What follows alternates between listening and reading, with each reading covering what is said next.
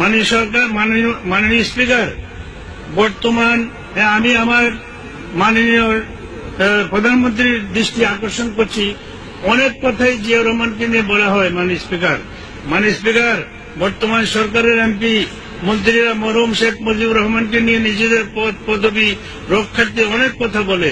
মৃত্যুর পর যদি কোনো মৃত ব্যক্তি জীবিত হওয়ার সুযোগ থাকত, তবে মরহুম শেখ মুজিবুর রহমান জীবিত হয়ে আওয়ামী লীগের নেতা কর্মীদের জিজ্ঞেস করে বলতেন, আমার মৃত্যুর পর তোমরা কোথায় ছিলা? আমার জানা যায় সেদিন কোন লোক হয়নি কেন? এখন পদ পদবীর জন্য আমাকে নিয়ে আজ কেন এত তোষামোদী? আমার হত্যার ষড়যন্ত্রকারী বর্তমানে তথ্যমন্ত্রী, আমার চামড়া দিয়ে ডুগডুগি বানানোর ঘোষণা যিনি দিয়েছেন তিনি একজন কৃষিমন্ত্রী। বড়ই পরিতাপের বিষয় মাননীয় স্পিকার, হেলিকপ্টার চেয়ে পাননি, 2 ঘন্টা পাননি মাননীয় স্পিকার। তিনি আজকে এই আপনার যে মন্ত্রী, পরিকল্পনা মন্ত্রী। মাননীয় স্পিকার, তখনকার সেনাবাহিনী প্রধান গভীর রাতে নিদ্রিত ছিলেন। এই ধরনের বহু নেতা মাননীয় প্রধানমন্ত্রীর আশেপাশে স্থান পেয়েছেন। ভাষায় মাননীয় স্পিকার, কবির ভাষায় নারী অবলা।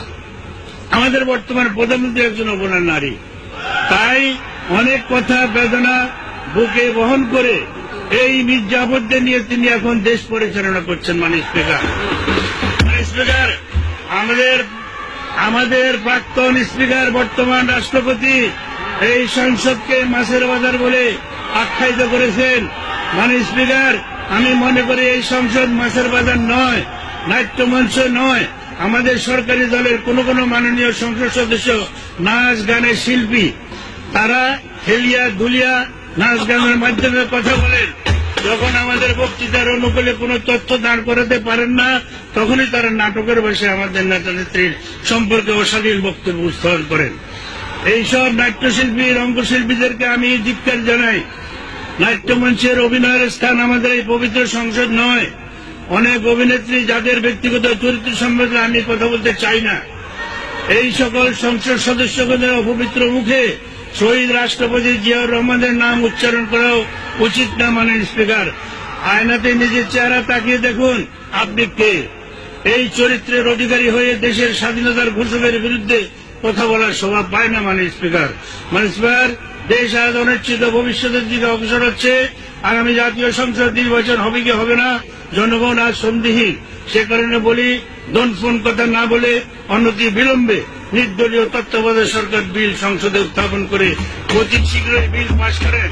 জাতির কাছ থেকে কলঙ্ক মুক্ত হন, জনগণের ভোটাধিকার নিশ্চিত করুন। ডক্টর আকবর আলী সাহেবের ভাষায় বলতে হয়, দেশ আজ বাদশাহী কায়দায় চলছে।